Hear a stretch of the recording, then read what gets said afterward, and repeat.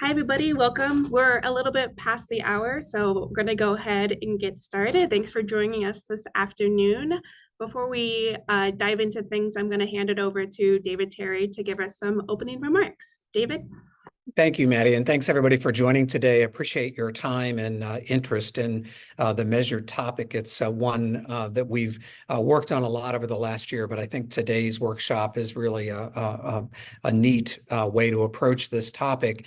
This is hosted by NASEO's Residential Energy Efficiency and Beneficial Electrification Task Force that has been shepherding our rebate work along, but also doing other residential related work as well. A big thank you to the co-chairs of our task force from across the country and all the states and affiliates that have guided that. And I also want to give a special shout out thank you to both Maddie and Alana for organizing and bringing together the substance of today's event with the help of some of our presenters. And a really big special thank you to all the states on the line, certainly the state presenters, though, in particular, and a couple of our affiliate partner sponsors, as well as the Department of Energy and a few others. We'll get into those introductions in just a moment, but we've had sessions and documents covering measured energy savings approaches over the past year, really a little more than a year, talking about different aspects of this approach for quite a while. I think what sets today's workshop apart is not only some foundational information, but examples, solutions, ability for the states in the call to raise the questions you have and how this fits in your particular markets, in your particular states, and our ability to work with the partners on the phone or on the line, rather, to follow up then hopefully with help in those specific areas. Also, just a shout out to our longstanding rebate partners such as Andil Group and others that are on the call today. Really, their support and the substance they provide is the real value proposition. So we appreciate that.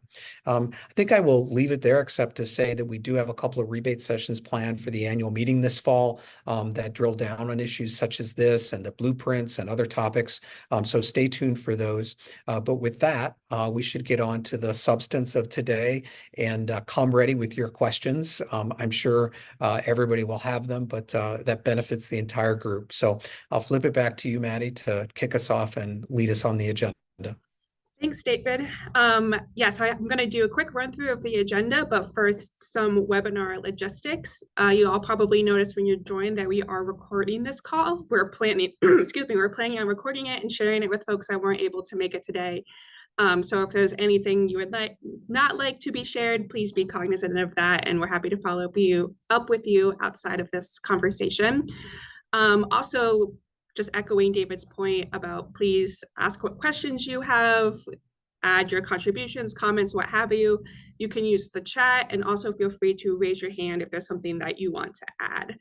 And of course, feel free to message me or Alana throughout if you've got any technical difficulties. All right, so for the agenda, here's a summary of what we'll be covering today. And we structured this very intentionally to start at the high level and then get into implementation details.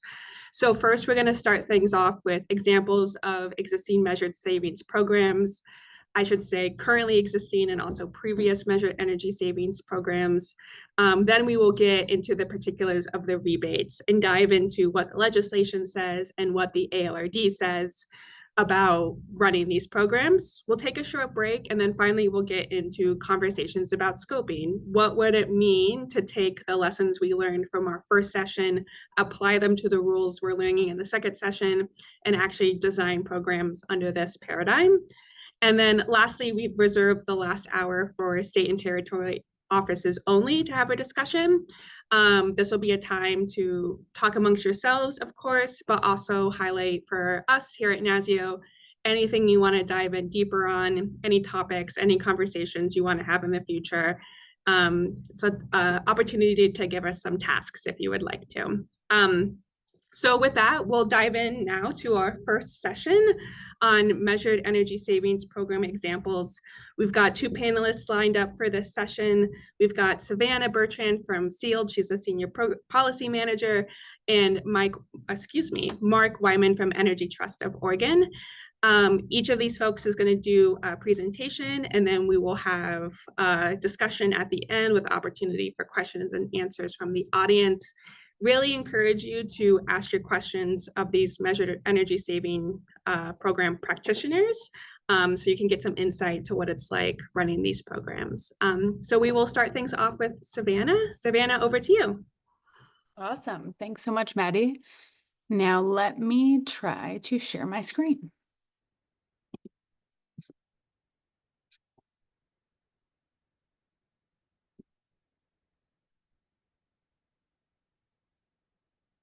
All right, does that look okay? Can you see it?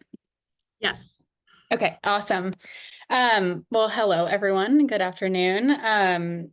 First off, thanks so much, NASEO, for organizing this workshop. This is one of my favorite topics, so really excited to be here. My name is Savannah Bertrand, and I am on the policy team here at SEALD. And I'm super excited to tell you a little bit more about our experience participating in a measured savings program in California. So before I dive into the program, a little overview about SEALD. SEALD is a climate tech company with a mission to stop home energy waste and electrify homes. And we do that by providing software and solutions to contractors that helps them install more projects and grow their businesses. You can see our platform right here to the right. And at the end of the day, contractors are our customers. We are paid by contractors for our services. I know this can be sometimes confusing. We are not program implementers. We do not take money from administrative budgets, but instead we are considered to be an aggregator. And I know you're probably thinking, what is an aggregator? Depending on who you ask, it might have a different definition. But what I like to think of an aggregator as is somebody who makes it easier for contractors and households to take advantage of rebate programs. So from a contractor perspective, aggregators provide basically like a white glove service when it comes to rebate programs, and different aggregators have different business models. I've listed on the bottom here some of the different aggregators that are active today. But as an aggregator, we at SEALD provide four main functions that I'll briefly touch on here. So the first is qualification. So contractors provide us, one application, and we determine that project's eligibility across different rebate programs. So you can think about this in terms of helping contractors with the stacking piece, which is going to be an important part of these IRA rebates. The second big piece is calculation. So at the end of the day, measured savings programs, it's really just math. So we're helping contractors with the calculating the energy savings. And we can also help with modeling in modeled programs. The third main function we provide is processing. So contractors are not accountants, and they typically don't like doing paperwork.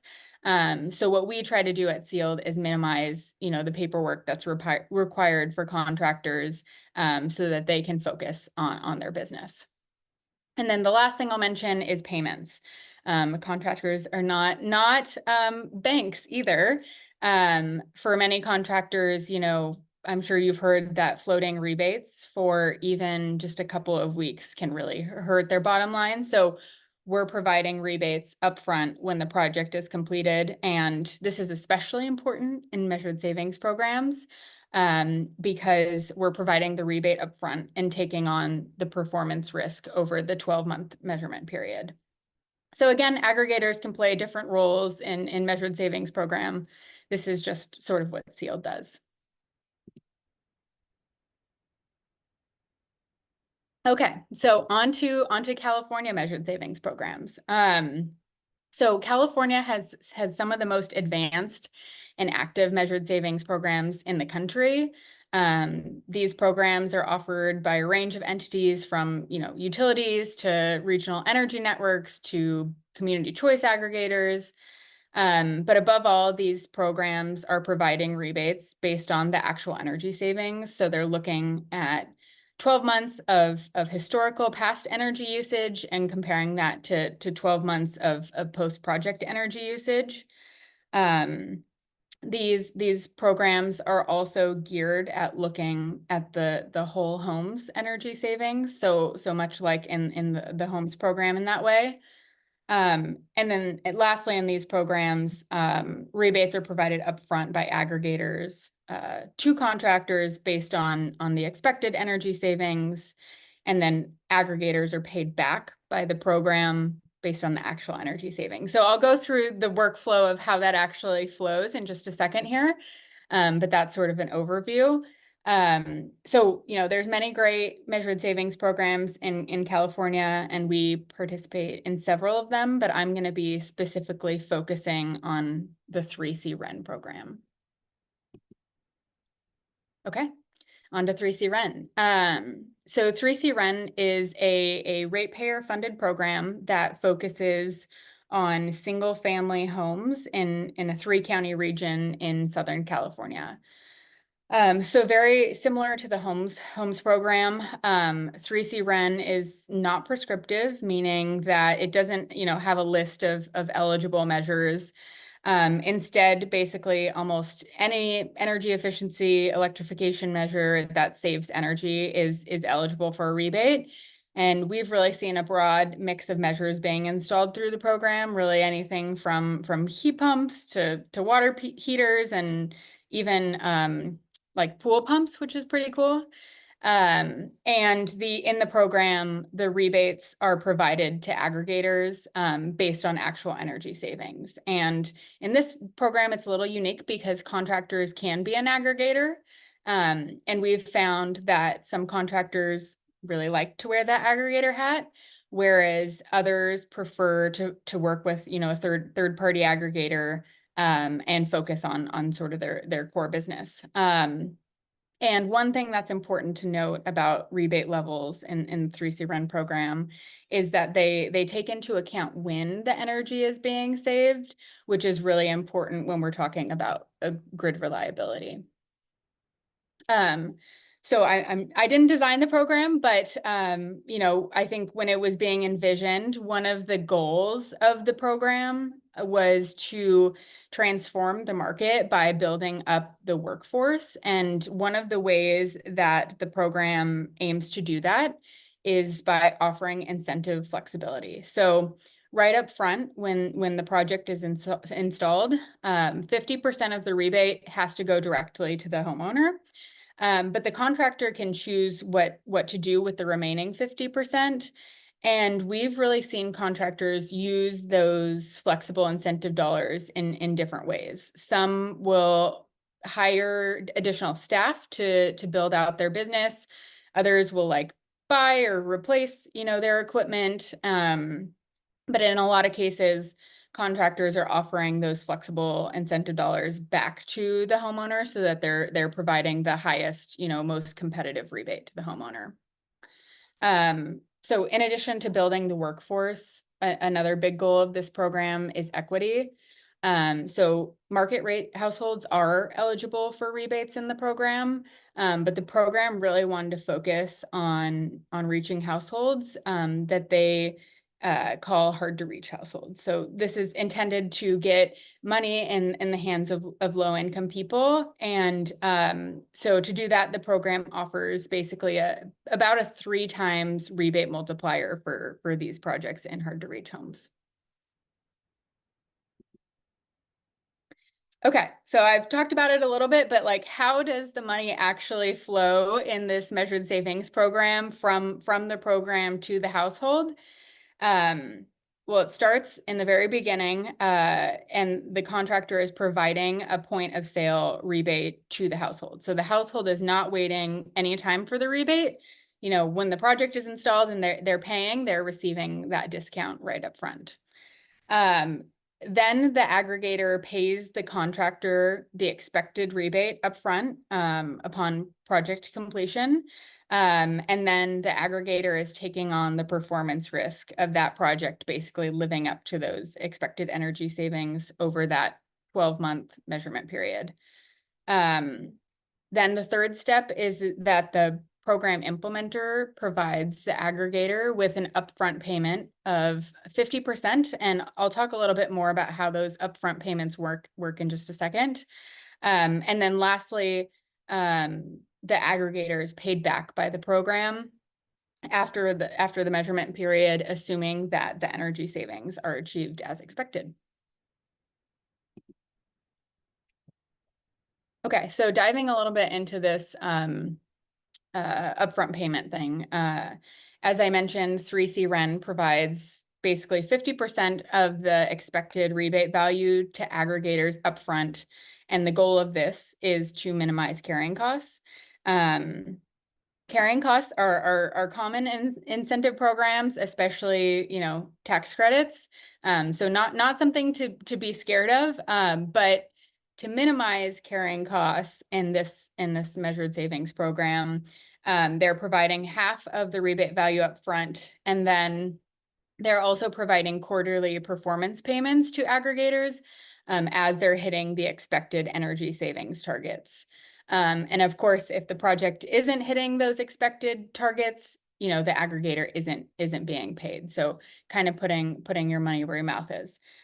And then the one final thing I want to note on this piece is that it's really in the aggregator's interest to make sure that projects are performing as expected, right? Like aggregators are putting money up front and they're wanting to get paid back at the end. So if an aggregator does notice that savings for a project are really off, maybe the project wasn't installed correctly or a piece of equipment is malfunctioning, something like that, it's first and foremost in the aggregator's interest to work with high quality contractors that do good work.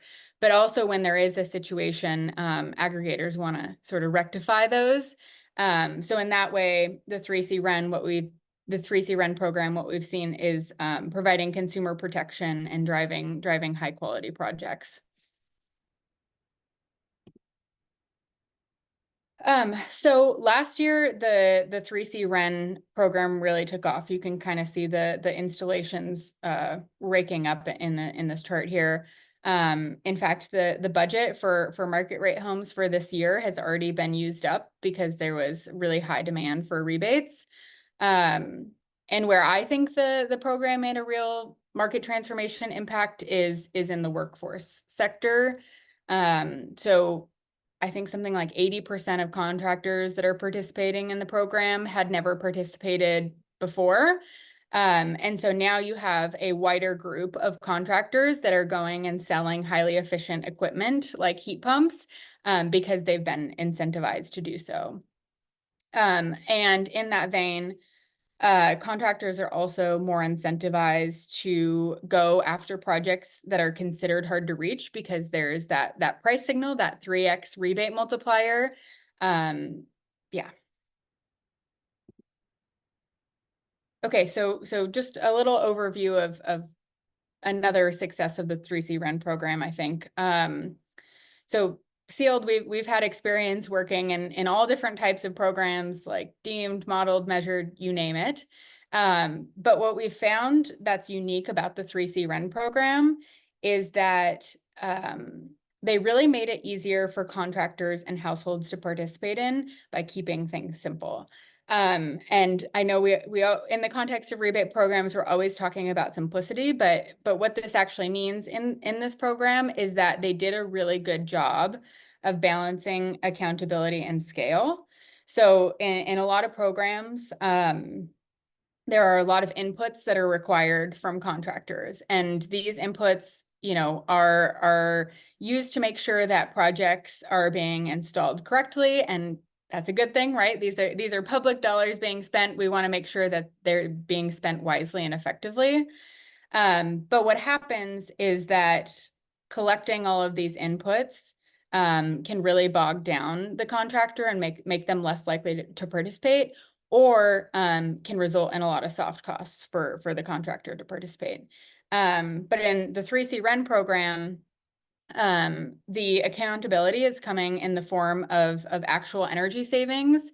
And so the proof is in the pudding. You're able to see, if the project is performing as expected.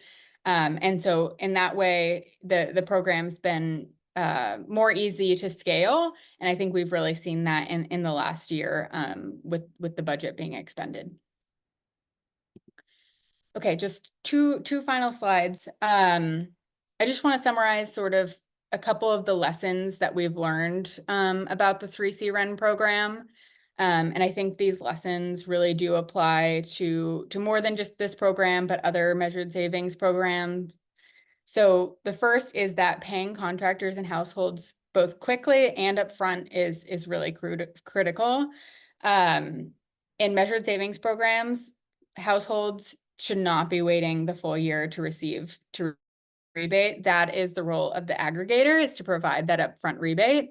And having robust aggregator participation in the 3C REN program has really driven that program growth.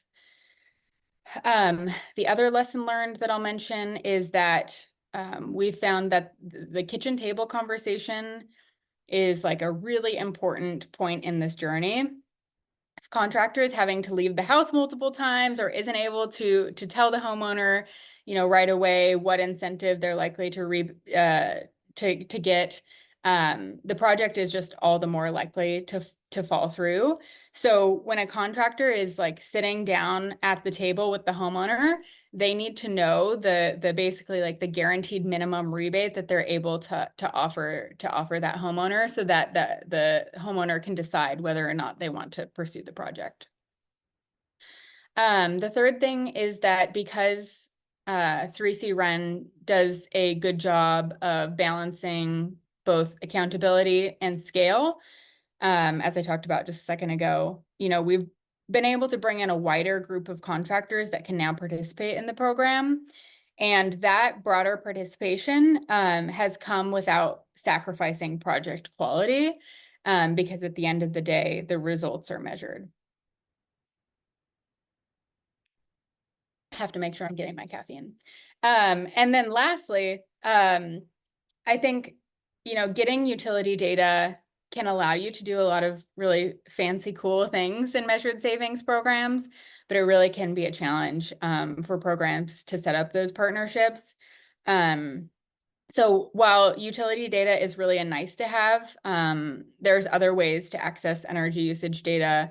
And we at SEALD have been doing that in a variety of different ways over the years. Third-party tools are getting increasingly reliable. Some states have like data portals. And then we've also been using increasingly like little in-home sensors, which can be really useful for things like delivered fuel. So there's innovative solutions to getting energy data. Just that flexibility needs to be brought in. And then the last thing I'll say is that I know there are a lot of different states on the line that are curious about measured savings. I guess that's why you came to this workshop today, which is great. But the 3C REN program, it's a great program, but it's pretty advanced. It has a lot of bells and whistles built in. So if you feel like you're not at the point where you want to set up as advanced of a program, I would encourage you to consider like a measured pilot program. And I think we're going to talk more about pilots in a little bit, but in pilot programs, I encourage you to also consider putting measured responsibilities, like, collecting the energy data, finding qualified projects. You can put those responsibilities on the aggregator. So piloting a measured savings program may help your state more quickly set up a simplified program, and then you can decide to build on that more advanced functionality as the program evolves, if that's what you want.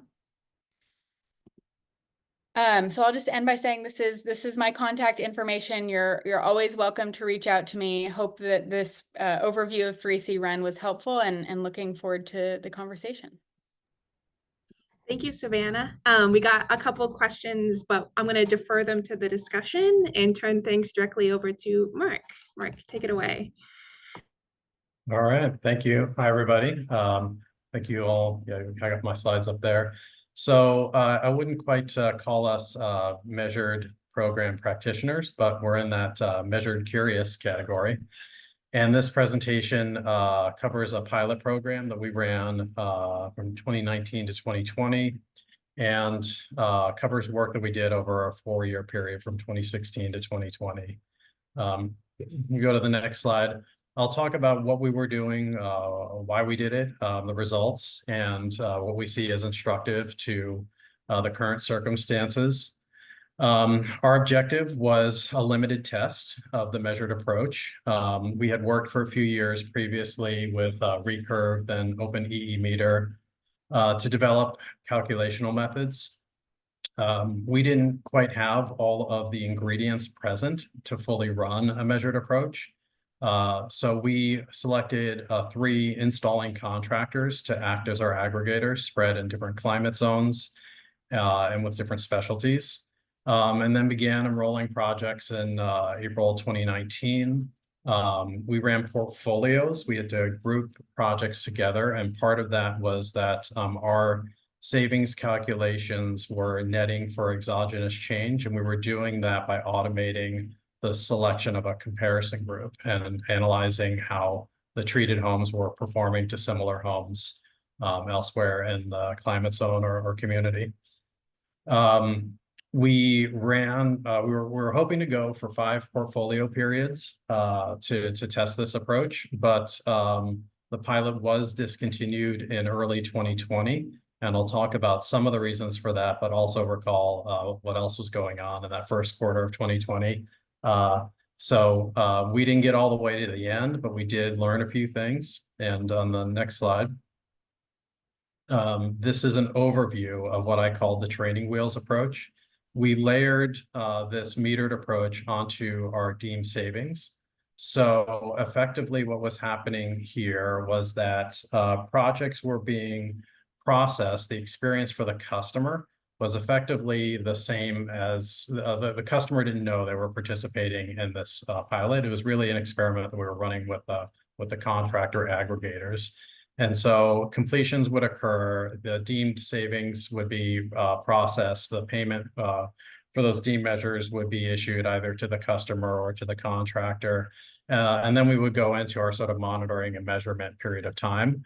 And the value signal to the contractors was that if they exceeded the deemed savings, they would get a bonus based on the value of those savings. So it, depended on the measure type, and we developed essentially like $1 per kWh or therm value, and they would sort of rack up their savings and their their kind of bonus payment, as it were.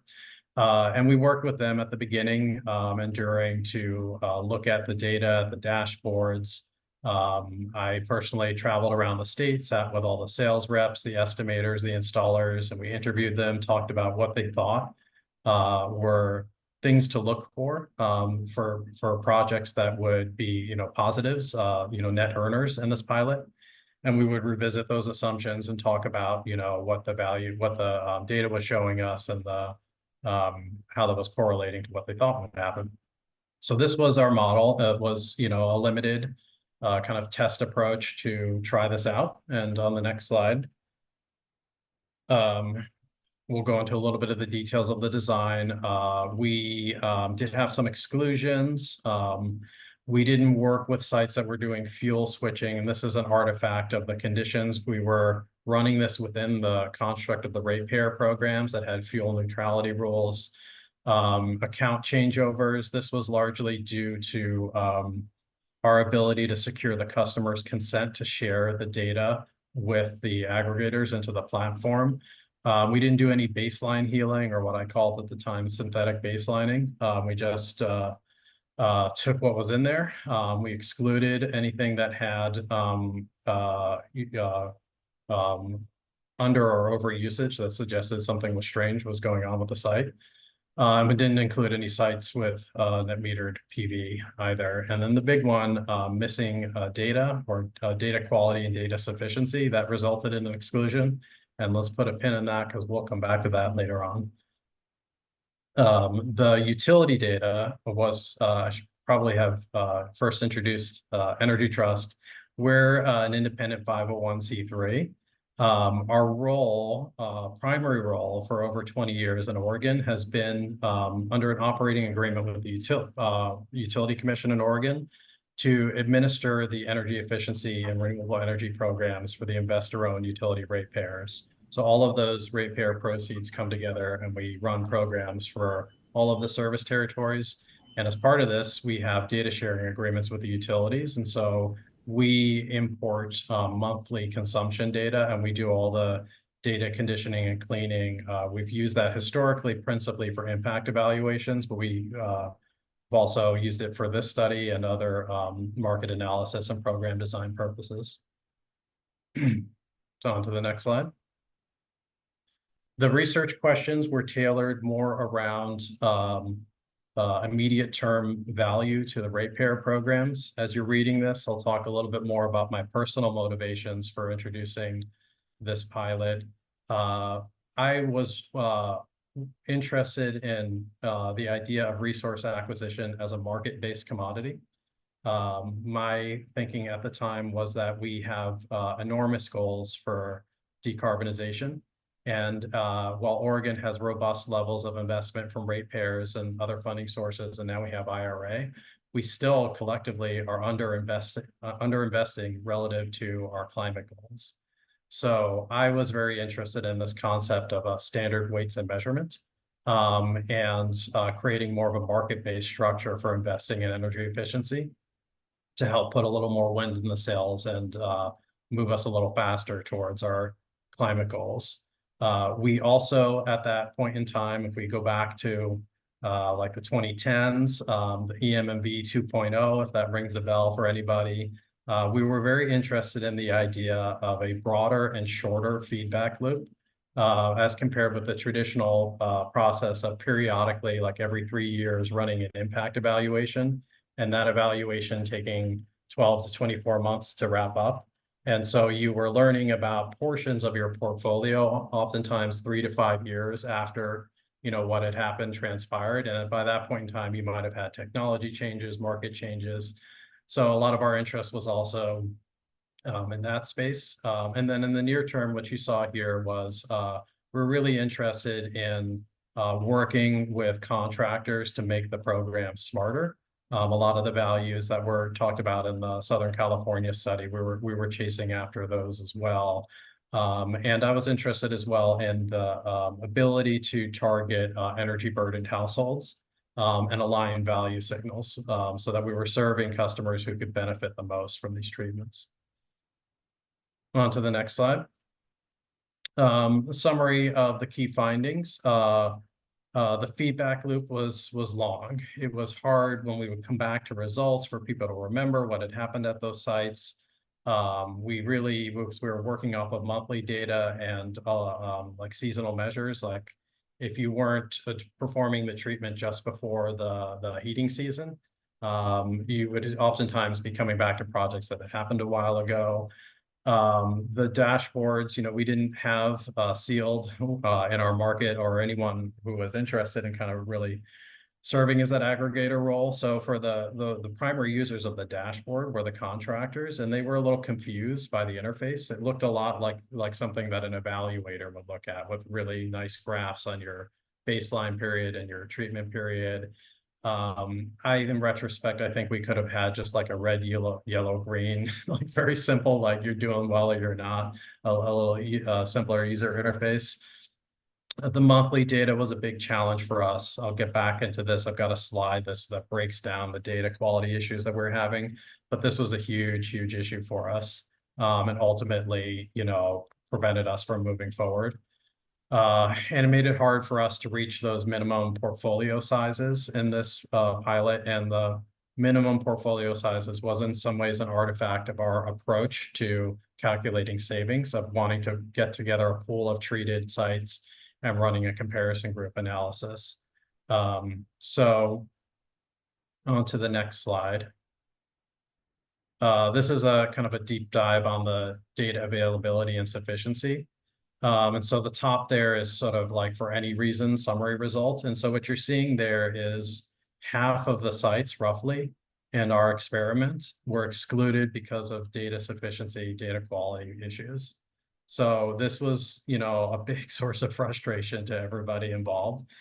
And it could be anything happening here, like the utility records at that point in time, and a lot of what we're struggling with are are issues that have since been, addressed through better access to AMI data.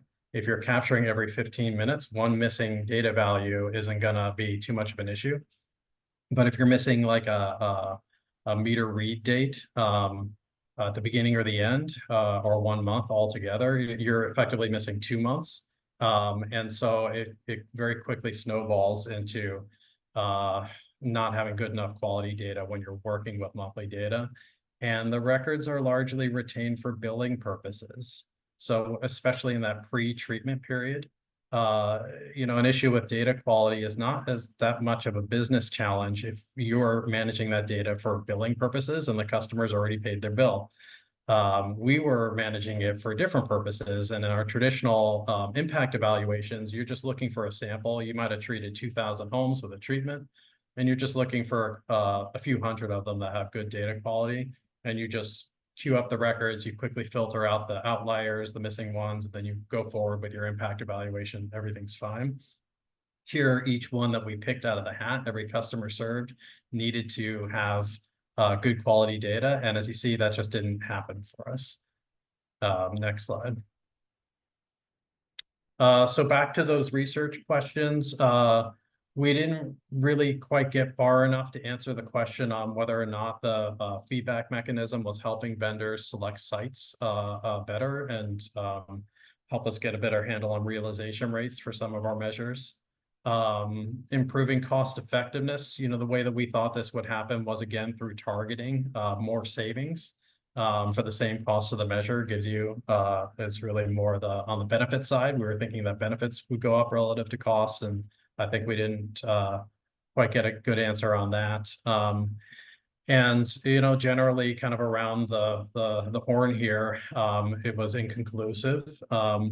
But we didn't feel, given the risk, that the market would accept like a pure approach here without some guaranteed level of savings. And that gets into the need to have some type of like large enough portfolio or hedging instrument. At the time, we had met with an insurance brokerage that were interested in underwriting the performance of these types of portfolios. But someone has to own the performance risk somewhere. And we left this feeling like there was one. And we didn't have a good answer to how that would be managed if we were to scale this up. And to the next slide. What I personally think is relevant, kind of now moving into the future, the installing contractors, they do need certainty on those payment values. They're forming their bids around these, working on thin margins. Any dashboards feeding data or presentation of results to installing contractors needs to be really simple and intuitive. Monthly data is a big data quality risk. And I don't believe that a comparison group analysis is required for homes. And my experience was that just, compounded the complexity on the data management side. And then finally, I don't know that this approach in and of itself does anything to improve outcomes for low income and disadvantaged communities. And that is a big emphasis of Homes in Here, and it is very central to Energy Trust's work at this point in time. There are many barriers that need to be addressed to effectively serve those communities, and we exited this study not really feeling like this was a help or a hurt, but it just wasn't really a tool that we would look to in our strategy to advance good outcomes for low income and disadvantaged communities. So those were our thoughts, our reflections. We've got time for discussion. Again, this was all a while ago, and tools, processes, program designs have changed. So please don't take this as like a prognostication on the merits of moving forward on the modeled approach today as we stand. But hopefully some of our experience was helpful or thought-provoking. Thank you. It was certainly was for me, if nothing else. We'll turn now to the discussion. If folks have questions, you can enter them in the chat and I will read them as I see them. Also, feel free to raise your hand. And also, if you turn on your camera, I'll take that as an indication that you want to add something. So many approaches. The first question we got is for Savannah, back to your presentation. And the question is, what would you expect from a program implementer as an aggregator? Yeah, so it's a good question. So first off, like I said, SEALD is not an implementer. We're considered, a market actor as an aggregator. I personally do not want to be responding to RFPs, so I'll leave that in the implementer's hands. But how I like to think of the difference is that the implementer is really handling sort of the day-to-day management of the program. So things like, managing the budgets and doing QA and QC and making sure all the documentation is correct and reporting what needs to be reported, back to the DOE. And aggregators can be helpful in certain pieces of what the implementer does, but really where we focus our time as an aggregator is on making sure the contractors, have a useful platform, are submitting projects and taking advantage of rebates and all of that side. So I would say that the aggregator does more contractor work and the implementer does more of the program management work. And if I can add a follow-up of my own there, for the different programs you are a part of, what does that, like your relationship with the various implementers look like? Are you under contract with them? Do you have something more informal? What do those relationships look like? Yeah, so we participate in programs through basically what's called like an aggregator participation agreement. So it's a contract with the implementer and anybody who's willing or able, can sign up to be an aggregator through this form.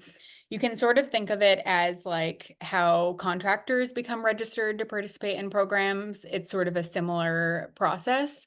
So, we have a formal relationship with the implementer through that participation agreement. Thanks. Mark, anything you want to add about the relationship between implementer and aggregator?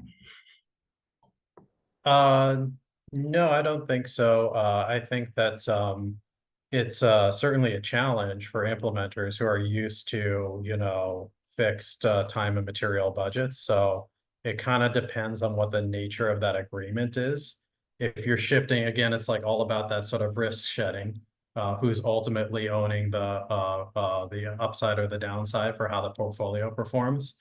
And hoisting an implementation firm into that space, I know a few of them have gone in that direction and figured it out. But it's a change relative to kind of like the industry norm for the types of contracts they have. Thanks. And I want to circle back to your challenges getting access to utility data. Savannah, you mentioned that you guys have experience getting data from other sources other than directly from utilities. Can you share some of those methods? Yeah. So I think I named a few, but as I said, utility data partnerships where you can set them up. It's awesome. I know in California, it took a long time to get to the place that we're in. But we mostly use third-party data provider tools like Arcadia Utility API, and they have really robust coverage across the country. Like I said, we've also been using in-home sensors, and in states where they exist, there's data platforms. So I think offering the flexibility to get data from these different sources, as long as it's quality data, is important, because each state and even within states, there's different counties and different circumstances that people are in. So data flexibility is really important there.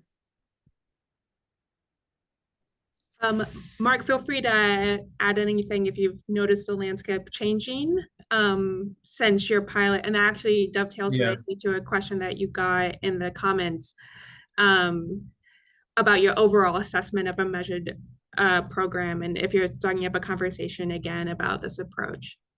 Well, first I'd like to acknowledge Carmen's comment, and nice to see you again or be in the same space as you. I want to compliment with the issues that we had, the performance of the calculational tool that we were using was not one of them. That was a very positive experience, and we had run several analyses in the years preceding. And it was our confidence in the integrity of the savings that enabled me to get the approval to run this pilot in the first place. The data quality issues were not, those were born of the records that we got from the utilities themselves. And so just to be clear, the savings calculational part of this worked very well. And that was even with, despite my desire to kind of join into a national consensus and orient purely around Caltrack at the time, to move towards a standard system of weights and measurement, we still had to do things in our own snowflake way. And our partners at Recurve were tremendously supportive in adjusting to deliver savings that kind of met the very kind of specific methodology that we had in Oregon. So just to be clear on that. And we were really doing this effectively with one arm tied behind our back, I think, with the monthly savings. And I'd be curious to hear from others if methods have advanced with regard to running a program like this on monthly savings to kind of make it a little more manageable. You know, that's something that I would be curious to hear. Overall, we've continued to run programs in this space, but more in the larger C&I sector than in the residential sector. I think as it relates to homes, I should explain our relationship to all of this. We are partners and collaborators with the State Energy Office, and I believe there may be some folks on the call from the Oregon Department of Energy. And so we're working together now on a few of the IRA programs, including Homes in Here. So it's really fundamentally not our decision. I think the folks at ODO have done a really good job of meeting with people in the industry and stakeholders in Oregon to determine the approach for Oregon, and we would be happy and ready to run with either approach. I would say we would have to kind of take a few steps back and do some due diligence to determine whether or not we could be in a spot to run homes on the measured approach. The modeled approach seemed like something we could kind of get started with a little faster based on what we saw at the time, and part of that is market presence for aggregators and the sort of supporting environment and the readiness of contractors who work in our programs. It would take a little while to kind of put those pieces together. We would love to have some of the firms that have been leading in this space in other parts of the country investing more time in Oregon and Washington.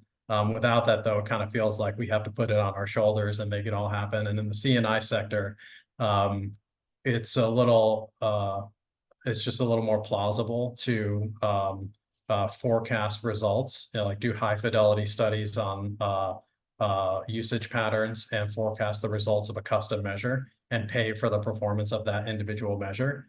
Results in the residential world are quite variable, and it all works out when you get a large enough portfolio.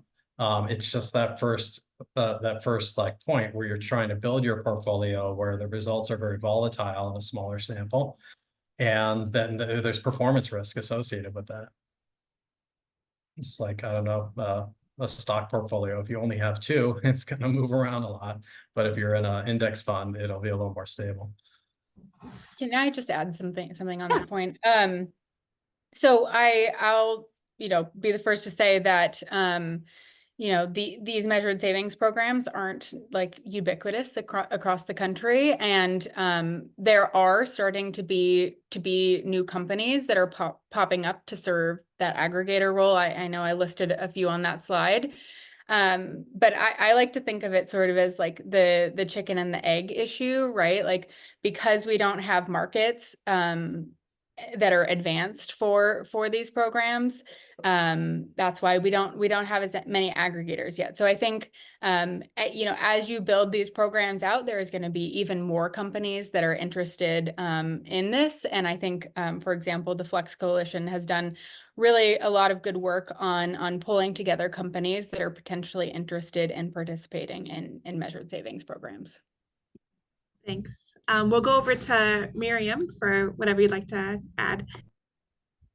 Thank you so much, everybody, for this discussion. I really appreciate NASEO organizing, and thank you, Mark and Savannah, for the presentation. I know, so I'm in California, and we've got about 1.5 million households that we're estimating we don't have interval meter data for, and we only have monthly data. And so this is very apropos for us. So we are planning a measured pay for performance program, and we've had great conversations with Recurve and with Sealed. Appreciate all of the insights. I am curious, though, one of the big differences with the way that pay for performance has been implemented in California thus far versus the IRA funding with homes is that other than the 3C REN program, which Savannah spoke to, generally the approach in California under the Public Utility Commission direction has been that programs don't have to mandate the share of incentive dollars that are passed on to homeowners. That sort of aggregator, contractor, homeowner split is left to individual programs who've basically left it to the market to decide. 3C REN being an exception, whereas that 50% split. With the homes program, it is a requirement that states kind of tell DOE what is our intention, how do we intend as a program to split those funds between aggregator and homeowner. And so I am very curious to know from Sealed, or if there's any other aggregators on the call, kind of what are your expectations? How much do aggregators need to get of the rebate in order to move the market and generate the business, versus how much can we pass on to the homeowner, which is, you know, one of the big goals of the legislation and of the Inflation Reduction Act. And I'm curious how other states are thinking about it. So happy to also kind of save this for the state discussion, but I thought it might be nice to hear from some of the industry folks as well, kind of what folks are thinking about there. Yeah, that's an awesome question. So I can speak for Sealed. I can't speak for other aggregators, but we at Sealed, we can operate in an environment where that incentive flexibility isn't allowed. So in cases where, you know, 100%, if a state decides that 100% of the rebate should be passed on to the household, you know, that's fine. We make our money, you know, not by taking the rebate, but by charging the contractor for our services. And a lot of times in rebate programs, there's a lot of soft costs that contractors face that don't show up on the invoice. So what our software allows, or what we believe our software allows contractors to do, is have fewer soft costs. So they're willing to pay for our aggregator services. So we could operate in an environment where there's, you know, not that incentive flexibility, but I would encourage, you know, we're talking about homes being a market transformation program. And I think, you know, one of the really powerful things that we've seen contractors do with these flexible incentives is invest this money back into their businesses and really starting to build their companies, so that we have like the workforce needed to scale home energy retrofits. Thanks. And if there's any other industry folks who want to add anything, feel free to jump in now or put anything in the chat. I did want to go back to Carmen. I saw your camera was on earlier. I wanted to give you a chance to jump in if there's anything you wanted to add. Thanks, Maddie. I don't have too much to add because I think Mark already covered it. And apologies if that came across as a little defensive, but I think that the evolution of these programs has been really important, and we've gotten a lot more practice with what works and what doesn't. And I think some of those program design elements of, be they upfront incentives to get contractors and that are playing an aggregator role as a risk mitigation strategy. That's been a really effective one to get them kind of going on it.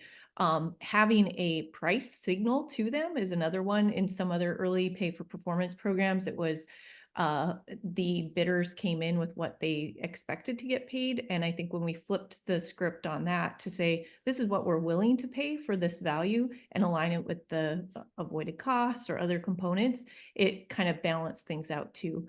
I think Mark's point too on having an incremental savings, performance savings over a deemed savings was not going to sustain very well, because what we saw in some of those deemed savings estimates were that they were a little too high potentially, and that having those coupled was a little bit problematic. You could still use deemed for forecasting and then have the accountability for the meter-based results, but I think that's also a structure that you can use for kind of a crawl, walk, run approach, where you can look at how those programs perform today, get the intel on how they're measured, and then adapt them to, because you get different measures and technologies when you're operating on a measured basis.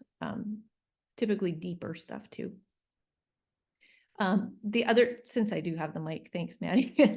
There was a recent process evaluation that came out just last week on, or a couple weeks ago, apologies, on the market access program, which is a measured program that had a residential component to it. So there's some other insights in there of customer satisfaction was really high. Aggregators really like the flexibility. And I think that also speaks to the evolution of some of these strategies that are kind of affecting that market transformation that Savannah and Mark are highlighting. If you have that handy, I think folks would be interested to check it out. It's something that you can share widely. Feel free to just drop it in the chat or send it to me and I can share it with folks. But we're about at time, so I want to take this opportunity to thank our panelists, Mark and Savannah. Really appreciate you taking the time to be here this afternoon. Of course, you're welcome to stay for the rest of the session and contribute however you'd like. But we're going to officially transition now into the world of rebates in particular. And in order to do that, we're going to be doing an overview of what's in the legislation as well as the ALRD. It is time to have our lofty plans and goals meet reality. So Kara has a very fun job of walking us through that. So Kara, I'm going to turn things over to you to give us this walkthrough.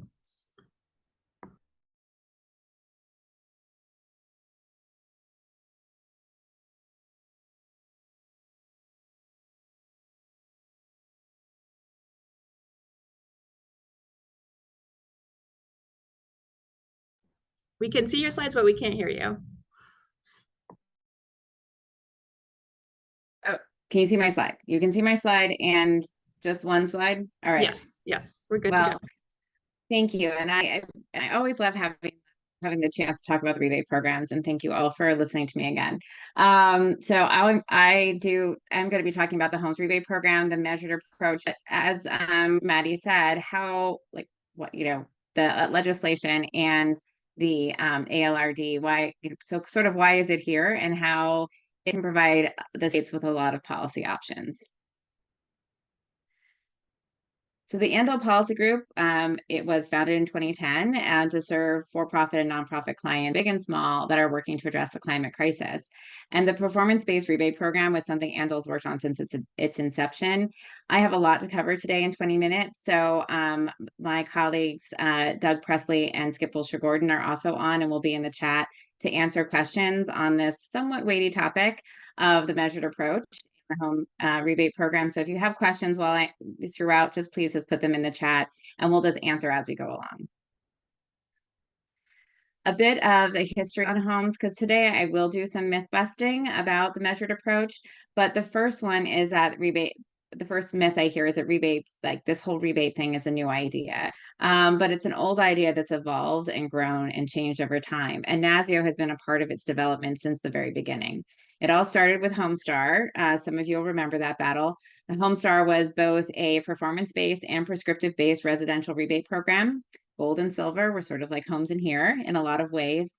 It was then introduced as the Bipartisan Homes Act in 2012, reintroduced in every Congress. Homes added both hope and measured performance when it was reformulated in 2020. So hope came into play, the training portion, during COVID. It was the home online performance-based energy efficiency training, that was hope, which was developed with the aim of implementing during COVID. But the formal introduction was in 2021, and then it passed in 2022 as part of the IRA rebate. So these rebates have been around a while, and we're just now very excited to see their implementation. The IRA, of course, split Hope for Homes into contractor training grants. That was Hope, now TREC, and Homes in Here. Because that 100-page bill now became about 15 pages of legislative text in order to pass through budget reconciliation, a lot of detail was left up to DOE. I'm going to talk about homes. The homeowners manage energy savings rebate, section 50121. While DOE's ALRD does refer to the section as the home efficiency rebate, the law explicitly calls it homes, as do many of the state energy offices. And so I'll be referring to it that way in this presentation, so everyone knows what I'm talking about, because the taxonomy keeps changing. The IRA rebate provided $4.3 billion for performance-based rebates, though a small haircut was taken in the omnibus appropriations. These rebates are in the law and are fuel and technology neutral in the law. States make other changes. And for both single and multifamily existing homes. Remember, they're existing. Here includes new, but homes does not. Their intent is to award energy savings, so more savings provides more rebate. States can implement the homes rebate by using measured or model approaches, or both. With the measured approach, the payments are based on actual measured savings. With the modeled, the payments are based on estimated savings from model predictions. So these are essentially equal approaches. There is a cap on homes. The homes 50% of the project cost for market rate customers and 80% for LMI customers. Those states can ask, that's of the overall project cost, those states can ask DOE to make it 100%. And another note is that LMI for homes is 80% of area median income, and all others are market rate. So, and it can go up to full market rate customers. I'll be diving deep into the measured approach now, but while this presentation isn't about the modeled approach, the thing to remember is that that modeled, and I'm just so that we understand what the two different pieces are. The thing to remember about modeled is that it has only 2 tiers of rebates, over 20% and over 35%. Each tier has a set savings amount and is based on an individual residential building. So this is the modeled approach. There is no other tier. There's no 25% or 50%. And this is modeled savings. So you set the baseline for the building using the building's utility data and predict based on the model what savings are predicted to be, 20%, 35% or more.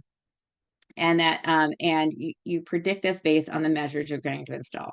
This is the primary advantage of modeled, right? That you can braid it with other rebates and grants because you can take those covered technologies out of the model. For example, using WAP to cover insulation or HERE to cover heat pumps. Its primary disadvantage, it could provide a contractor an incentive to overpredict and use the model to get the person to 20% or 35%, even when that isn't what the measure truly predicts. And we've seen that in some model program evaluations. But a model program alongside a measured program will help keep that from happening, as the measured side will show that show if there are over predictions happening and help the models get better and keep the program and help the programs to evaluate those contractors. So it's something to think about if you're considering which approaches and you're still on the fence. Both approaches, or if you're doing the modeled approach, both approaches in the marketplace are a good idea and can benefit from each other.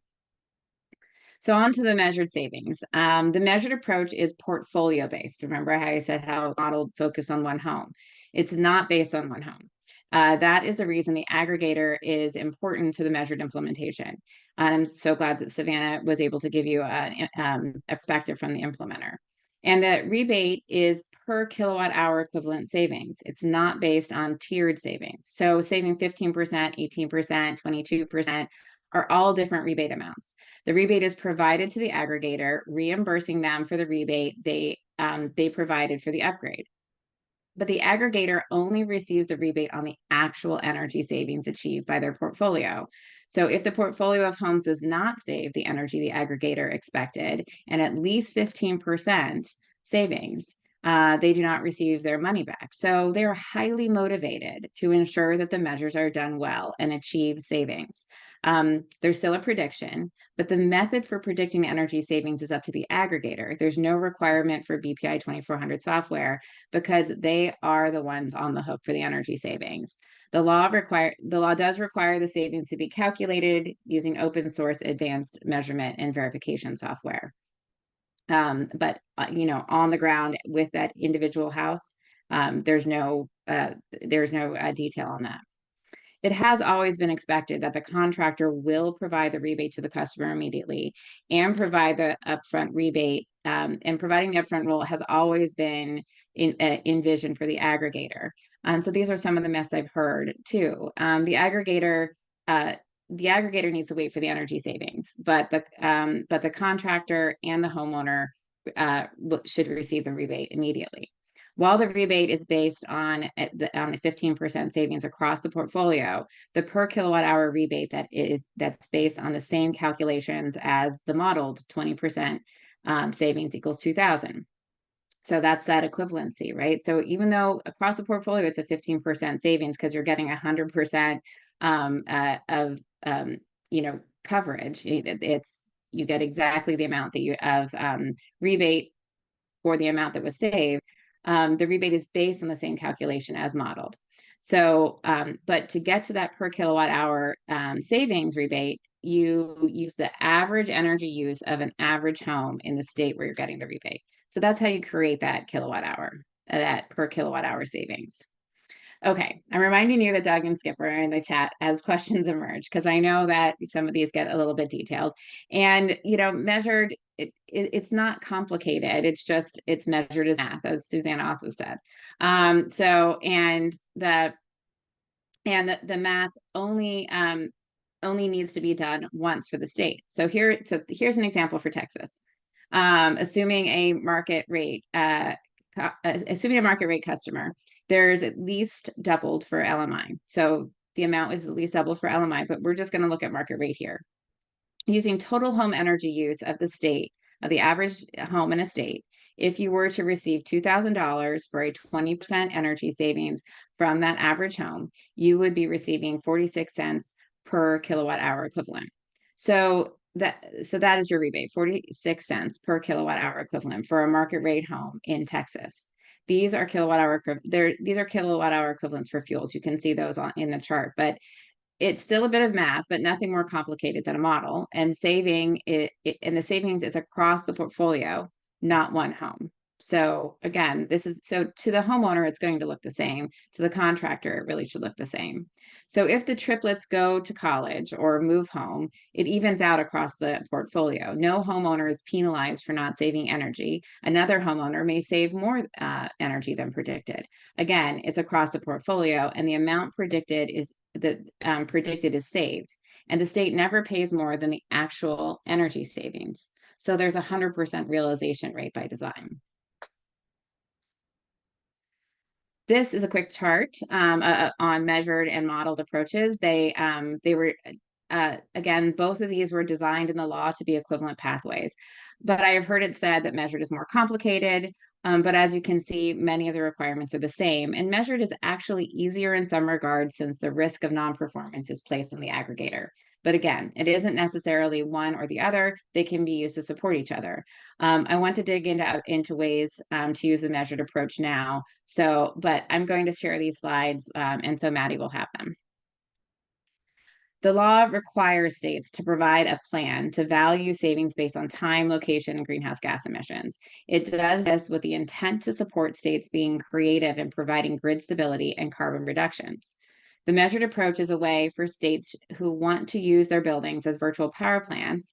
And now I'm going to ask Skip to put in the chat a recent webinar that was done by the Flex Coalition RMI on how the measured approach could be used as VPPs. So if you're a state who's interested in that, that'll be in the chat. And California Commissioner McAllister joined that conversation, as well as Illinois Utility Commissioner Paradis. Again, the rebate is based on $2,000 equals 20% savings for market rate customers, but you can adjust the size of the per kilowatt hour savings according to the hours greenhouse gas intensity, or to incentive savings during certain hours of the day to support grid reliability. Even without time of use rates, you can use the rebate to support these hours, and the aggregator would comply. So here is how you would use weighted averages. And you, as a state policymaker, determine that weight or the value. It's the value you place on an hour at a certain time of day. By increasing some values and decreasing other values, the average rate is still 20% equals $2,000. So remember that 46 cents is what Texas's average rate is for a market rate customer. Well, you see it here. Here it is weighted to incentivize summer evenings and morning peak savings. So as the kids say, here are the receipts. And there's going to be more in the appendix on the slide deck that Maddie can share with you. But you can see how you can use the measured approach to support your grid resilience and carbon reduction goals. Because we recognize that not all kilowatt hours are created equal for every state, and it's an opportunity for you to add some of those additional policy goals in. Now, many states are choosing to focus on LMI customers, and as Oregon noted, that is a big part of the homes and the rebate programs in general. And the measured approach and the measured approach uses the flexibility to increase the rebate provided in the law. It allows you to do this with only an upside for low-income homeowners. So there wouldn't be a downside. So to answer the question of how can LMI homeowners benefit, this is how. In this case here, the rebate would be for over $20,000 for a weatherization, heat pump, and heat pump water heater upgrade. We use those average upgrades, savings, and we calculated that. So in this case, you do not reduce the incentive for the homeowner for off-peak, but provide greater incentive for on-peak along the lines of the state's policy goals. These numbers can be greater as well, right? So as a reminder, that $4,000 for 20% savings for an LMI customer is a minimum, right? But that's that 92 cents you see here for the remaining hours. That's $4,000 equals 20% savings. But then you, again, increase it for those times of day that you really want to get those additional savings. So the measured approach ensures that states only provide rebates for actual verified energy savings. The entire risk of non-achievement is on the aggregator. Small and large projects together make up the portfolio, and the key is scale and good, well-trained contractors for the aggregator to minimize their risk. Because the measured savings can allow for grid benefits, it can also unlock additional benefits to meet more state policy goals. There are multiple tools to protect customers, including those listed here, but the key thing to remember is that this is the market-based version of the rebate. The idea is to unlock a market for energy savings. We want aggregators to compete, as Savannah said, and build the best business models and the best contractors to provide the most significant savings. So every kilowatt hour counts, but not every kilowatt hour is created equal. But the idea is just to really incentivize what you want, which is good contractors, trained contractors, getting the best savings and the best upgrades that are most successful for the homeowner. So finally, to a bit of myth busting, and I hope Doug and Skip have answered some questions in the chat. I don't look at it while I'm presenting because then I want to start answering them. So the first myth is that the homeowners and contractors' weight 12 months to get their measured approach rebate. But the fact is that aggregators will offer that upfront payment to contractors and homeowners. Aggregators will wait to receive the 12-month, receive the rebate 12 months later, not customers. And it could be 9 months, or it could be, those portions that Savannah mentioned, that there's different ways that the aggregator can work with the implementer in the state energy office, but it's never the customer that is going to have to wait. The measured programs are one of the myths is that the measured programs are harder because they require utility data. But the fact is that model programs also require utility data because BPI 2400 or equivalent modeling is required by the law. It's in the statute. So, and that requires 12 months of previous utility data. Now, if you don't have that, there are workarounds. But the utility data is actually has always been a part of homes for as long as homes has been around. So the measured rebate programs are lower because the measured rebates are lower because of aggregators. That's a myth, right? I've heard that many times. And the thing I'll say is that in many cases, the measured rebates are higher than the modeled rebates. Because remember, they're not capped at those specific tiers that I mentioned. You can get a different rebate because it's 18% or because it's 25% or it's 40 or 50%. You can get different rebates based on what the measures that are putting in, and because you're not limited to just those tiers. It might be lower because it can also be provided to that homeowner even if they don't get all the way to 20%. So the measured program values are pretty much every kilowatt hour equivalent saved. So measured programs are too complicated, and that is one of the things we've heard, and that's what I hope has gotten this simplified a little bit today, because even though some of these calculations have to happen, I've explained how they happen, but then they're done. And then it's just about program implementation. Measured programs leverage aggregators and straightforward calculations to make programs simpler for contractors and customers. The idea is that they can make it as simple as possible. And in fact, I've had folks say, well, what if we did like a deemed approach? Well, if you wanted to do that, you would use the measured program, have an aggregator present something like packages of programs with rebates, and that would be how you might go about it. So the idea, and with that, this is the end. I do have some appendixes. There's some additional market rate examples, and if you really want to get into the calculations, but I now am exactly at 19 minutes 30 seconds. When Maddie said to cover all of that, I said, okay, well, 20 minutes.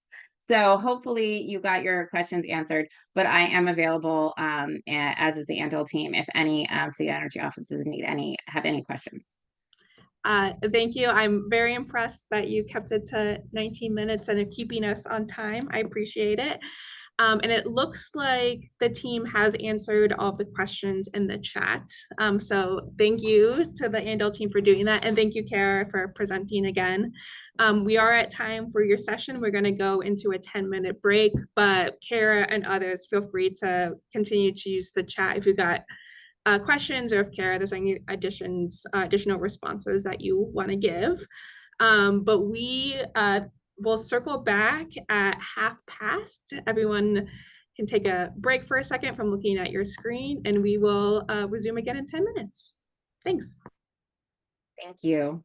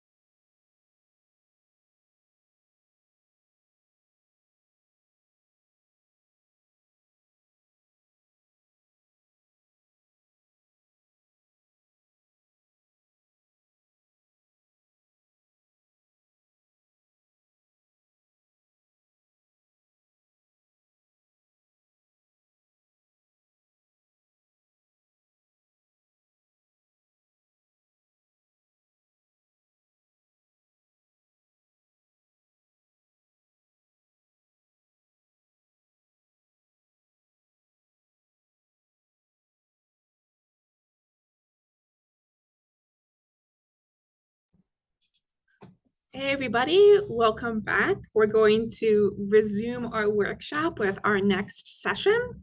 We're going to be putting together the pieces we've heard about so far. So we started with some examples of what measured energy savings programs could look like.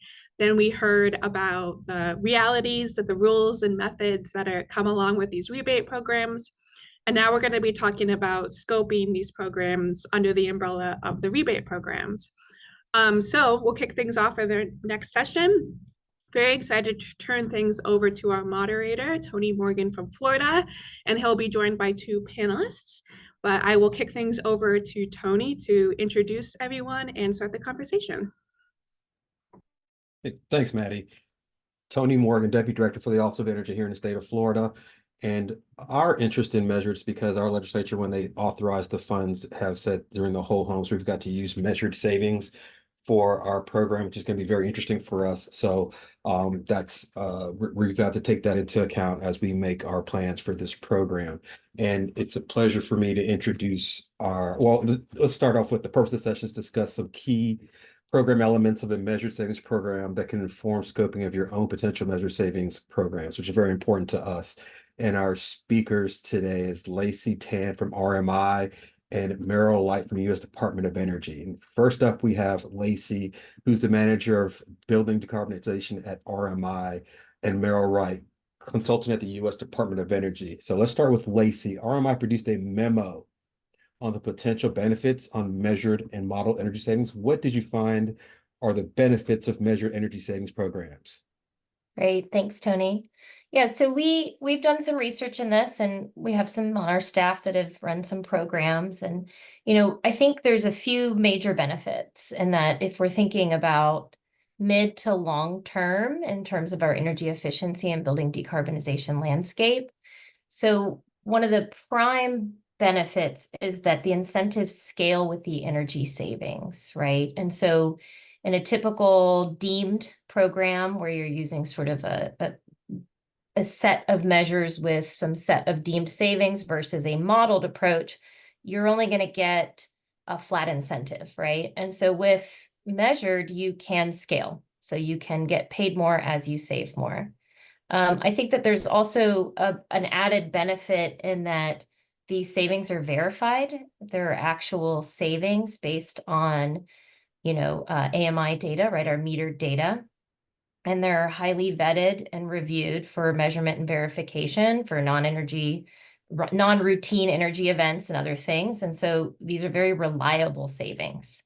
And so a major benefit of that is as we think about the future, we now pay people on average to save no matter what time of day it is. And as we move into the future, it's going to get increasingly important to get those savings when it's the most important at peak demand or on the margin, right, for the grid. So it offers a lot of flexibility and that accountability and increased savings, especially when every hour is actually different from what you're saving. So those are realized and actual. There's also some reduced risk and complexity, even though I think some think measured sounds more complex because of the pre and post need for the 12 months of pre-data as well as 12 months of post-measured data. It's actually can be a lot simpler, particularly on the workforce and the homeowners, especially if you introduce an aggregator, somebody that's sort of like, think of as a product manager that's sort of taking on the risk on behalf of others and helping to manage the project from start to finish. And so the roles are a little bit clearer and easier. A contractor can help scope out and do the work, but not be as concerned with all the requirements of the program and jumping through the hoops. And the homeowner can feel good, or the resident, not necessarily a homeowner, could be also a renter. The resident can feel good because they know that these savings are coming, as opposed to the potential of bill increases, right? Which is a big concern. And I think also, again, just the idea of market transformation as we look to the future and we really start thinking about when we're using our energy and how we're using it. Thanks, Lacey. And let me get to Merrill. Merrill, can you share how you were thinking about measured energy savings programs and what opportunities you associate with them? Yes, definitely. Thanks, Tony. So you've heard some of this from Kara already today. the measured energy savings allows for actual energy savings, and it can be based on time, location, or greenhouse gas emissions. By having that ability to scale the incentives provided on the per kWh, it provides so much more flexibility and then greater benefits for the overall savings for the home. And a great opportunity within the measured savings is if we can put the controls or systems in place to control the devices within the home, then we're going to have a greater benefits for the grid, reliability, being able to control those measures. And so we'll be able to understand when make sure that we can dispatch and provide the support to the grid needs. Thank you very much, Meryl. We heard from Kara in the last session about the complicated programmatic requirements of the IRA program energy rebates. Lacey, what have you found from your research about the potential barriers to running these programs? Yeah, it's a good question. I think, infrastructure, right, is going to be the biggest. I think it depends on where you are at terms of having this meterized smart data. The good news is that there's a lot of really intelligent folks that have worked on the open EE meter, the Caltrec method, to help for measurement and verification to verify the savings. So that's already been put in place and is continually being worked on and updated, and it's open source. So the major barrier would be is if, you haven't fully mapped your meters appropriately and you're not clear on what, especially for a multifamily building, if there's a common area or a master metered area or in-unit meters, sometimes those can be a little messy to determine like where you've installed and where those savings should be attributed. And I think that there's a bit of a learning curve from the workforce in terms of, and those participating in that we've, pay for performance is not a new concept. Measured savings, it's actually been around for like 30 years now, right? It's just that there hasn't been the technology. And so we're at a really interesting time where we've got a lot of technology and opportunities, but the data is always going to be the most challenging, I think, if you don't have that infrastructure set up. And so I think it's really smart and great that the federal program, that IRA, has a measured pathway so that folks can start thinking about that today for a long-term plan, right? Because I really do believe the future is measured savings at some point. Deemed will probably no longer exist, and modeled, there'll still be room for that for those harder to reach. But, we're going to get to a point, hopefully, where everyone does have very efficient lighting and very efficient, insulation and stuff. And so a lot of it is going to be a very different, as Meryl said, what are you using? When are you using? Can we work in demand response? Can we get smarter with how and when we're using that energy? So I think those barriers are just really that initial setup, an initial sort of adoption curve and hump.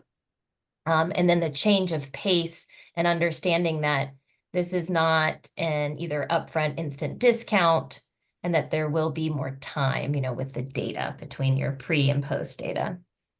Very good. Thanks, Lacey. And Meryl, what challenge do you see at the federal level for implementing these programs?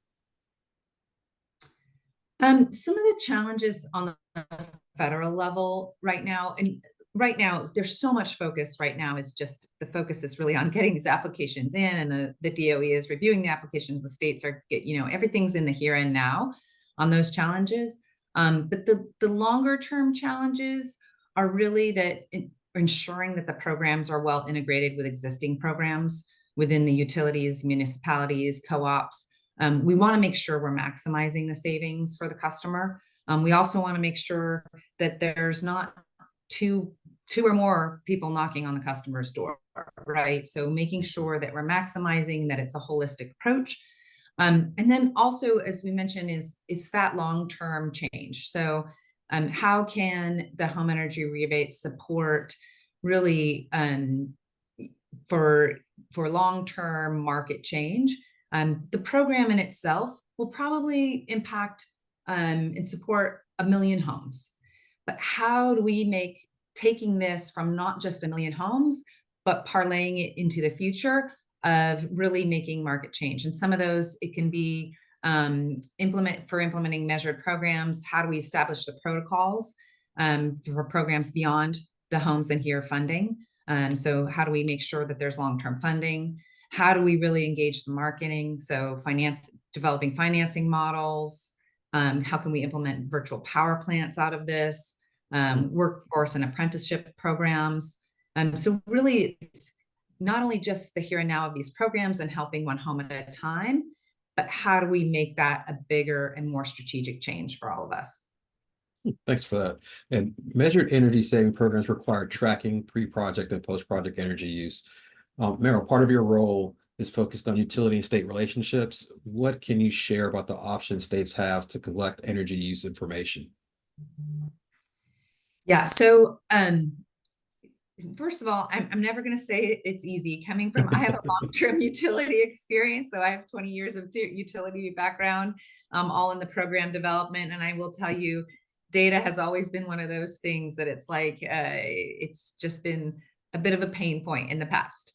But I would say the biggest is reaching out and developing those relationships and collaborating with the utilities, municipalities, and co-ops. I realize that's hard because in some states there can be, maybe only a few utilities, but when you start adding municipalities and co-ops, it grows and it makes it. But if you can bring those folks together, develop the protocols for data. And again, there are people, there are implementers, there's utilities that have implemented programs like this. So as Lacey said, it's not new. So being able to leverage what has already been done. Let's not recreate the wheel, but leverage the processes that has been there for data collection is one of them, but even just setting up the program in itself. And a lot of that is going to be reaching out to those implementers, developing the relationships with the utilities and municipalities. Thank you for that. And Lacey, what can you share from the case studies you developed on data sharing? Yeah, I think as we all know, it's a fragmented landscape in terms of what level is shared and what is available and what isn't. And it has evolved in some states and is still evolving. And I think what we're learning is that there probably needs to be better guidelines and regulations around data sharing and transparency with it. I think there's always been a concern, rightfully, around, personal information and propriety information. But I do think that there's ways with customers' permissions and sending that data directly to third parties and stuff. I mean, at this point, we live in a very data-driven world where people know probably what my favorite drink is in the morning. So I think it would be okay if they know how much energy I'm using at this point. So I think we need to sort of like get into this place where that is acceptable. And so it's starting now, especially with IRA. It really gives us this opportunity for state energy offices, the utility, and the federal to really work together and to get this repository of data. And I mean, there's an effort right now with like incentive data to do that because it's a very similar thing where it's like, we know it exists. Why is it so fragmented? So we're trying to get it into one place. And I think something similar could happen with utility-based data, right? So that it could be accessible without any personal information so that it can be used by the market for smarter implementation and better programs. Oh, thanks for that. And are there other takeaways from your case studies on what market characteristics lead to successful measured energy savings programs? Yeah, I think starting, I think one is getting the right folks in the room together that, working with all levels, the aggregators, the contractors, the workforce, whoever's going to be implementing and funding, the utility, and really coming together, as well as the regulator. In California, the California Public Utility Commission was really instrumental in getting the NMEC, the measured performance approach together to think about how are we going to collectively do this and report on it and pay it and work in our system. And so there was a lot of work done up front. And I think that's vital as you're thinking about this. And I think it's important too that the IRA gives you a chance to run a pilot program. If you're not quite sure if measured is the right approach and you are really used to modeled and you feel good with that, as does your workforce and residents, that's great. And I think, but it's also a really great opportunity to start thinking about a measured pilot, right? And getting that infrastructure together, getting those right people in the room and working that out. Okay, thanks for that. Patty, I think we got some more time. Do you want to reach out to the people out there to see if they have any questions for? Yes, we've got a question in the chat Okay. that I think, Meryl, this might be best suited for you to answer, but I don't want to put you in the spot. Feel free to defer to your DOE colleagues. There's a question about whether or not DOE would be on board with weighing KWH equivalent for time of use. Apparently, conversations previously, DOE was thinking that the average rebate would still be $2,000, but that wouldn't be the case if you wanted to work out a situation where you're earning more for saving at hours that were more valuable. Just wanted to throw it out there. No pressure to if you don't know, but yeah. Kara actually mentioned this, is that it can average out. And so using that scale for the time of use. So that's when we say things about the time, location, greenhouse gases, that the incentive can be weighted on that time, so that we can actually incent higher during that time. It means that the $2,000 is still there. There's an option actually to get approval for higher rebates on this, but to hit that $2,000 or the $4,000 as it may be for the income qualified, but you can make it and I believe Kara had a slide on this that showed how you can adjust the incentive per KWH. Let me know, Maddie, if that didn't answer that question, or if that was not what you're looking for. Well, I'll turn it over to Miriam as you've got your camera on if you want to jump in. Thank you. And I didn't realize that there'd be a SCEP person here. So Meryl, thank you so much for taking the question. I just want to make sure when you say like that $2,000 is still there. So when we have done some basic modeling and said, let's say we take our kilowatt hour kind of equivalent in California. I think for Texas, it was 46 cents an hour. For us, it's 55 cents an hour. And we sort of make it so that on average, an hour is worth 55 cents, but an hour of savings during peak is worth maybe $1, and an hour of savings at an off-peak time is worth 5 cents or something. And it comes out, we're expecting then we would use that as a market price signal to drive projects that are really going to bring down that peak demand, which, for us, like a lot of states, is going to be that summer cooling load between 5 and 8 p.m. That we'd really want to value. Then the rebate values are that when we model them are going to be much, much higher than $2,000. So like when you say like that $2,000 is still there, I just want to make sure like it's there as sort of setting the basis for our calculation, but we wouldn't be expecting to pay out $2,000 rebates. We'd be expecting to pay out much higher ones because of the way the values come out. Well, there is I'm going to look through my DOE folks on this one, if there's folks on the call. And Kara's got her hand up too. She might be able to answer this better. I mean, I'd be happy to answer my understanding. And so the time location, it's wonderful to have Meryl here too, because of her expertise on time, location, and greenhouse gases. And we'll have, I'm sure, more guidance from DOE on this. But the expectation that we always read it for the law and the guidance as is that the law says you set the rebate based on 20% equals $2,000 for the average home.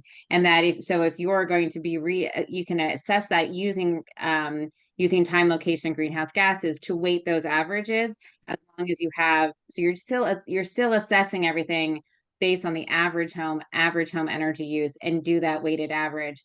But yes, if then that home saves 50% energy and it has a whole lot during peak load, then that home would get a greater rebate than $2,000. It's just that they would get it because it's per kilowatt hour, because the whole point of the measured approach is it's not in those tiers like the modeled approach, it's per kilowatt hour, and it's over a course, but of course it's across a portfolio. So that aggregator is going to be, sending those signals. And I love what Meryl noted about having controls to actually send those signals and actually add market signals to try and further reduce during peak, and really helping to provide grid stability during this whole thing. So Miriam, so I think that's how I read it, but of course I don't work for SCEP, so I appreciate your thoughts too. Well, we can get Miriam. I will check and get back to you, Miriam. Yeah, I just want to make sure that DOE's expectation is if we pursue this path, which we're inclined to do, to really value those peak savings, then no one's getting a $2,000 rebate because we are pricing them to drive them to put in heat pumps and, things that are going to bring, that are going to reduce load at that time. And so I just want to make sure there's not an expectation that, like, on average, everyone's rebate is going to come out to $2,000. We're still using that as the basis, but the rebate values on average would be higher, and we would likely still set a cap. As I believe the guidance allows us to set, in addition to the 50% and 80%, the guidance allows us to set an additional total cap, per homeowner. Correct. But I just want to make sure, because that's what we're actively working on right now. We're getting ready to turn it in. And okay. Yeah, thank you. I'll get the right people to reach out to you too, and make sure that we can clarify it, because I don't want to give you incorrect information on it. And then also, I would say it's so important to look at how we can stack programs in this too. Sure. And not just depend on this program, but if there's any stacking of programs that we can bring Absolutely. in. Thanks for raising that. I did want to call on you again, Meryl, but based on your previous experience working on utilities, if you have any advice for states that want to form relationships with their utilities, what do you think would be sort of like a compelling outreach strategy in order to start those conversations? Do you think there's like a value proposition that states should be offering? Is it just sort of like in the spirit of wanting to have a long-term relationship? Is there like anything in particular that you think would be successful here? I don't think in this case that a value, that you need to actually offer up some type of value proposition in this, because I think we're all in this game to make sure that we're doing the right thing. And it's really reaching out to those utilities, typically starting with their energy efficiency teams, which most of them are pretty well established at this point. Also, I would recommend leveraging for certain areas in certain states, leveraging the regional energy offices too. The NEAs, the NEEPs, those others in MEA, they can also help in bringing together. I know that's happening in the Northwest, bringing together the states and the utilities in one place to talk about how they're implementing the home energy rebates. So if it is getting help from agencies, getting help from regulators, so that is an important approach in all of this too, because I understand it can feel completely overwhelming, especially for a state energy offices in some cases of only one or two people saying like, I've got a whole host of utilities, like I said, utilities, municipalities, and co-ops. Leveraging agencies are going to be key. But really reaching out to those people, developing that relationship. In the utilities that we've talked to, they want to help. They want to learn what is happening with the programs, what are the plans, recognizing that the states are really heads down and trying to develop those plans right now. But I think the utilities and municipalities are anxious to understand how they can help. So I think it can be a really positive. It's just going to take a little bit of work, but leveraging agencies is a good step towards that too. Thanks for that. We've got another question in the chat that I will just offer up for anyone who feels confident enough to answer it. And this is from Eddie, who asks, will a homeowner be prohibited from changing retail electric providers during the performance period? My quick takeaway is that there's nothing that prohibits that. You could certainly add it if you wanted to. But Meryl, is there anything from DOE's perspective to add there, or Kara as master of the rules here, anything that you want to add on this question? Can you state that question again? Sure. It's in the chat from Eddie, and it says, will a homeowner be prohibited from changing retail electric providers during the performance period? And if Eddie, if you want to jump in with some Texas specific context, feel free. Sure, I can talk faster than I can type. In Texas, the retail electric provider requires a letter of authorization to release utility information. And so if you start changing electric providers, then now you're requiring multiple letters of authorization to continue to provide that utility information. So I didn't know, and when you change, you know, I know there's a baseline set statewide, but when you change electric providers, you know, there can often be unique scenarios for what the cost of electricity is going to be compared to the previous providers. So I just didn't know for stability purposes. I know the preference would be to have one, but if there was going to be any prohibition or if that was going to cause any problems for the homeowners by changing electric providers, and then, you know, then the aggregator has to follow up and say, hey, what happened? I'm not getting my information anymore. So now he's got to go to the new retail electric provider and start the whole process again to get his utility information.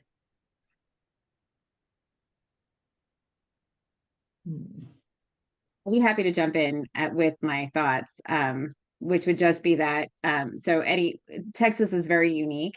And so I would think that Texas might want to provide specific guidance on that and work with the aggregators in Texas on that specific issue, because that's an issue that does appear in some states, but I think more so in Texas than in other areas. So one of the beauties of the rebate program is that it is state-based and state-led. So that I would think that would be, I mean, you bring up a really important point for Texas, and it might be something that you'd want to include in the Texas program. But I don't know of any regulation, and certainly not in the law, and I don't know of any regulation related to the rebate program. Yeah, that's all that I was going to say. I can't think of anything in the AORD. I want to circle back to a different topic under the theme of helping states sort of like assess where they are with the potential for measured savings. And Lacey, I think you mentioned earlier sort of a learning curve for the workforce. Could you elaborate a little bit on that workforce development issue and the sort of training states might expect to need to provide, or any insight on that front? Yeah, appreciate that. I think I was sort of, in my experience, learned that there's a little bit of apprehension around the concept of this sort of delay in payment, right? And I think it's more of an educational thing than anything, in terms of them understanding like the population of folks that are going to be installing and doing the work, to understand that it can be designed so that they're still getting payment, right? And that's what the part of the aggregator kind of takes on that risk. And so I think there's a lot of misunderstandings that somehow you might take a job and you have to wait 12 months for any payment for that job. And so we experienced that in California, rolling out some programs. And in a previous role I had out in California, when I worked a lot with the utilities, and a lot of that was just around education and workshops and highlighting case studies and other programs, and then getting contractors to come and speak on the benefits of the program and the successes that they had. And, again, it's not a one size fits all. Like, there's many different models, I think, that work in different workforce, like, there's direct install programs, and those work well for certain customer classes and certain programs. And so this is a different approach. And so you find those that are willing to sort of make that adjustment and work with an aggregator. And if anything, I think there's a lot of benefits around a lot of the administrative work, which can be sort of shared and put onto the aggregator and potentially the implementer, as opposed to the contractor, which we kind of end up seeing happening a lot in our modeled programs or custom type programs, where there's a bit more onus on those doing the actual work to also be accountants.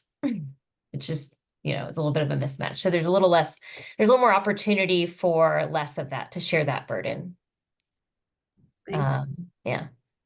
Mel, is there anything you wanted to add on that topic? No, I'm good. I'm good. I think Lacey has covered it well.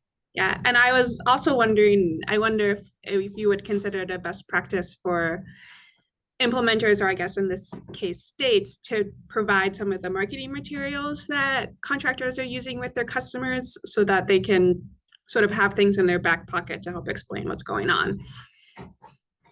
I would definitely agree with that. I mean, and there's multiple approaches on this case as far as the marketing materials go, but I think the cleanest is the consistency across the implementers, and making sure that everyone is well trained, that they have the messaging down, they have clean marketing materials, and clear marketing materials, I should say. That's going to be the most important on this. So if there's a level of more centralized control in that, I think it's going to be much better in the end. I feel as if we've seen it all in the past in developing programs, that the marketing materials and things can change and alter over time, or get or also become outdated.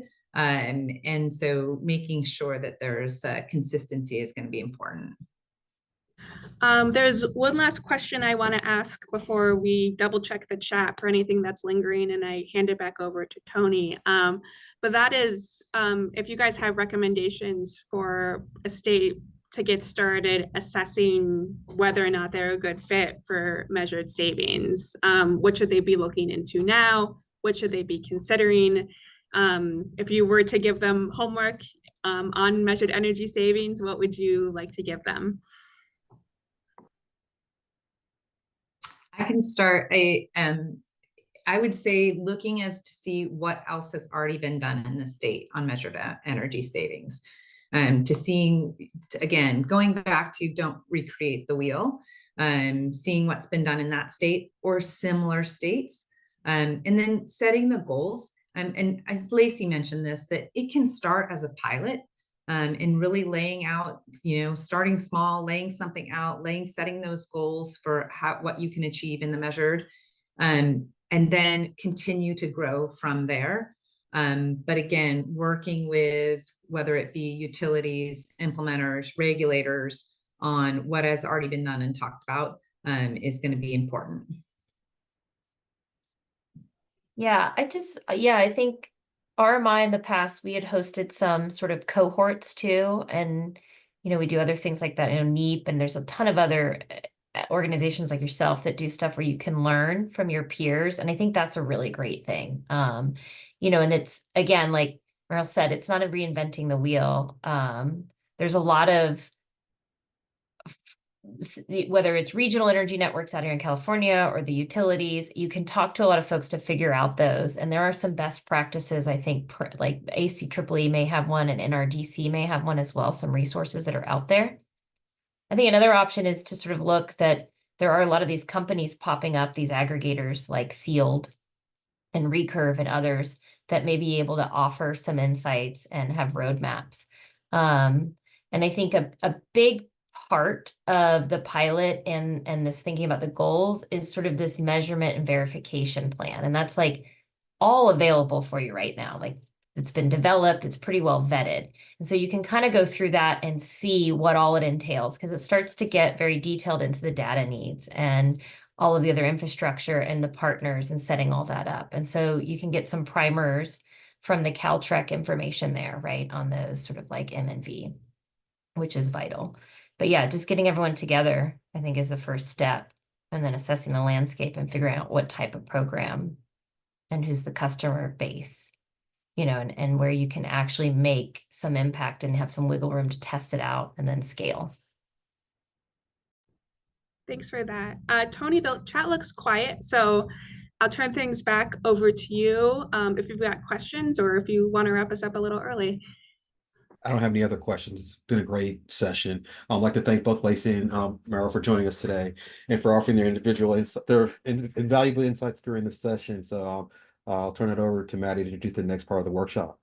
Thank you. Thank you, Lacey, and thank you, Meryl. Really appreciate you taking the time to share with the states. We will transition now to the last portion of our workshop, and this is where we will say goodbye to all of our non-state participants. The last hour or so is going to be reserved for states only. So affiliates, other members that might be in the room, if you wouldn't mind leaving now, and we'll get started in just a minute with all of our state and territory colleagues. thank you to all of you that sat in for this discussion this afternoon. Feel free to reach out to me if there's any follow-up you want to do with NASEO or the states, any discussion ideas for future topics. Always welcome to reach out.